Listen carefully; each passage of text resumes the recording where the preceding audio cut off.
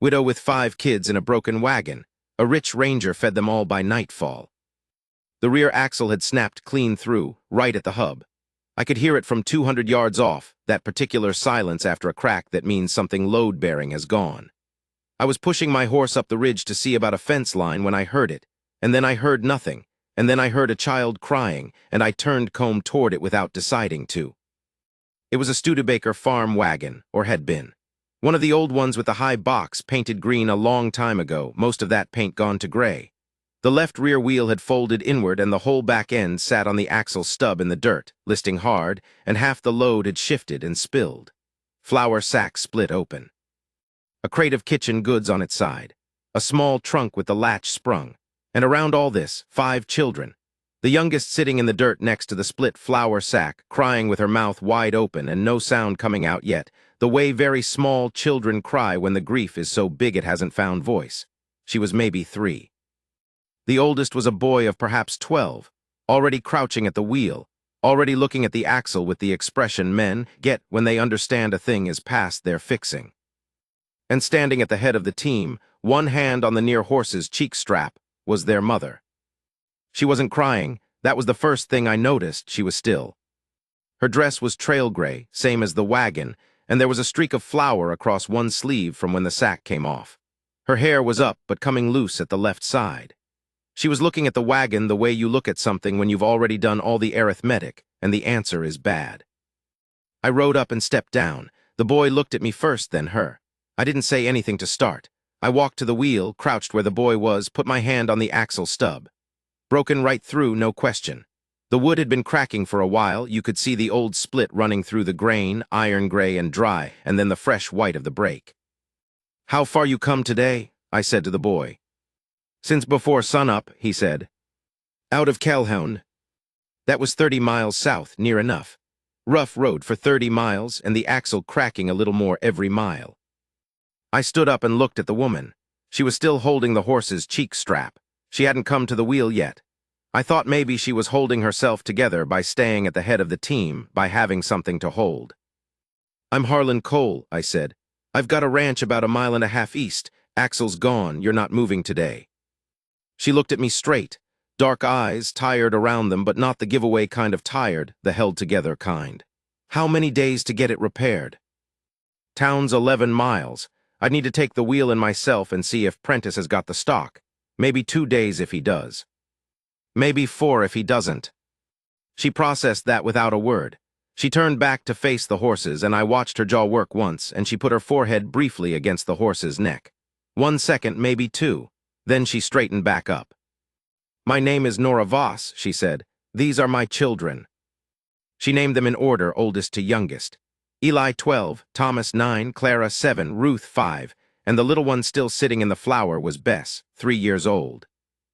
I looked at the 5 of them.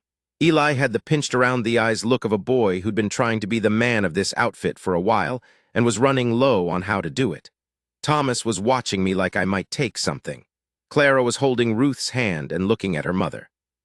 Bess had found her voice by now and was doing what 3-year-olds do when they sit in spilled flour, putting it in her mouth and crying harder because it tasted wrong. I said, "Get them loaded back in what you can. I'll take Eli on my horse to the ranch and get the wagon. We'll haul your load over and get you fed tonight." Nora Voss didn't say thank you. She said, "We have money for what we use." That told me everything I needed to know about her. "Yes, ma'am," I said. My ranch was called the Double Creek.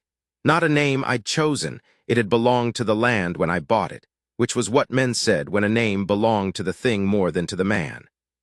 1,400 acres in the flats below the Sanger Ridge, good grass, 3-strand fence on the east and south, river access on the north. I'd spent 11 years building it from 400 acres and a burned-out house, and I lived there alone, which is to say I lived there with 2 hands, Das and a Tejano named Ferreras, and a woman named Ada who came Tuesday and Friday to do the house and the cooking and left before dark both days. I wasn't lonely is what I told myself. I was particular. There's a difference. A lonely man wants company and can't find it.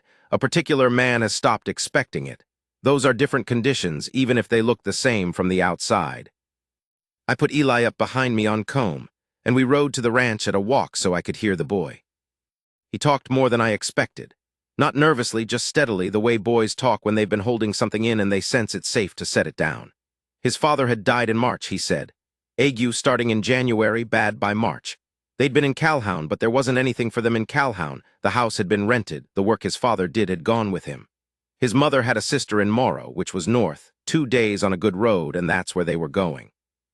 His mother had kept it together this far, he said.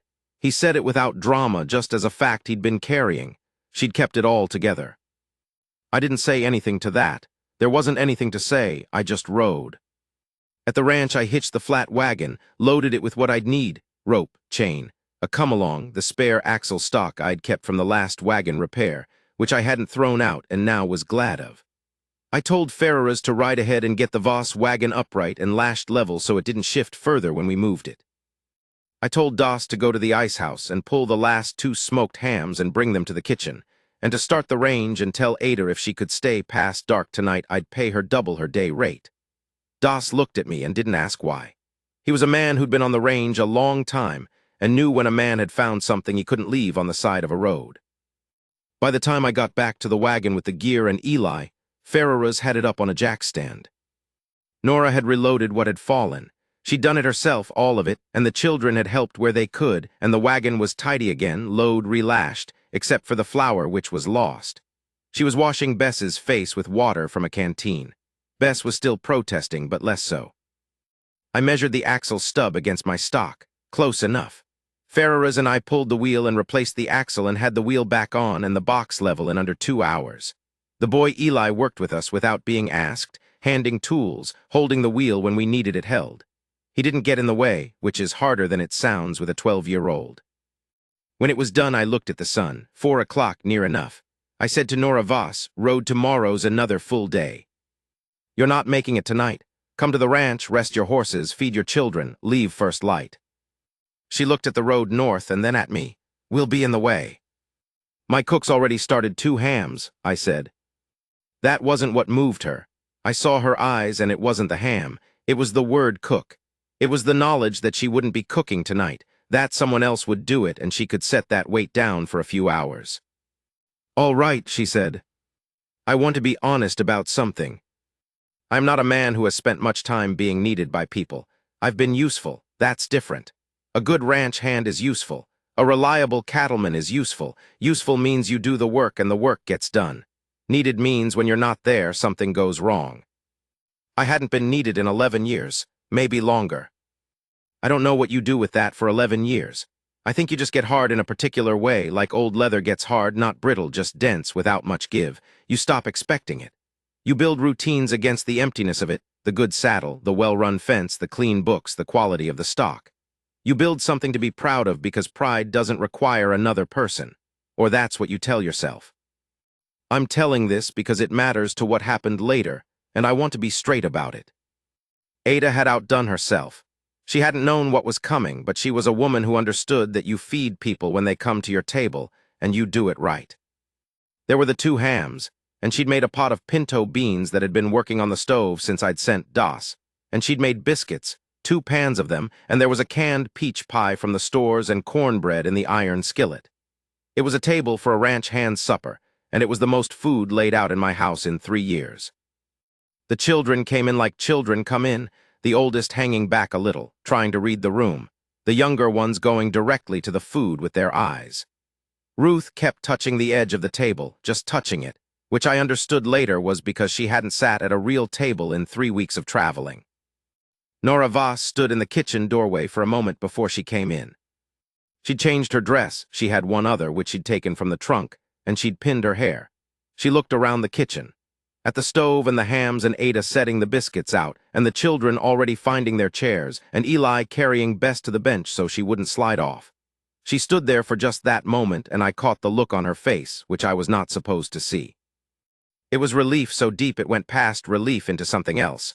A woman letting go of something she'd been holding white-knuckle for weeks, for maybe months, and just for a moment couldn't hold it anymore. Then she walked in and sat down and helped Bess with her spoon, and by then her face was her face again. We ate, and I'll tell you something about feeding children who have been traveling hard. There's a particular satisfaction in it. Not a soft satisfaction, a solid one, More like putting something right than like being kind. Thomas, the 9-year-old, asked me about the range and the cattle and how many head I ran, and he was genuinely asking, not making talk, and I told him straight. He thought about it. He said, "So you need 2 men for 1,400 acres?" I said 2 full-time and 2 seasonal. He nodded like a man considering a business proposition. Clara ate her biscuit in systematic bites, all the way around the edges first. Ruth wanted 2 pieces of pie, and I told her to have them both. Nora watched me with the children. I didn't know she was watching until I looked up once and caught her at it. She looked away and back at her plate. I did the same. After supper, Eli helped Das settle the Voss horses in the second stall and throw them hay. I watched from the barn door. The boy knew horses. He ran his hands down the near horse's legs, checking, knew what he was looking for too. Somebody had taught him that, and it wasn't his mother. I said, "Your father teach you horses?" "Yes, sir," he said. He kept working. He was better with them than most men. "You've got his hands for it." Eli didn't say anything. He just kept running his hand down the horse's cannon bone. But his jaw did a thing just for a second, and then he was all right. The children went to bed in the spare room. I had 3 rooms I didn't use, and Ada left, and Das and Ferreras went to the bunkhouse, and the ranch got quiet. Nora Voss was sitting on the porch. I came out with 2 cups of coffee and set one on the rail near her hand and sat in the chair at the other end. The sky out here was deep that time of year, late August, the stars beginning to come out thick in the east before the west had finished its color. We sat without talking for a while. That was all right. I have never been a man who needed to fill a quiet. She said, "How long have you been here, on this land?" 11 years, I said. "You built it all yourself?" "Mostly bought it burned out. Rebuilt the house, the barn, fenced it." She looked out at the dark. "You live here alone?" "I do." She didn't ask why, which I was grateful for. Instead, she said, "It's good land. I could see it coming in. The grass is healthy." That meant she knew something about land and grass.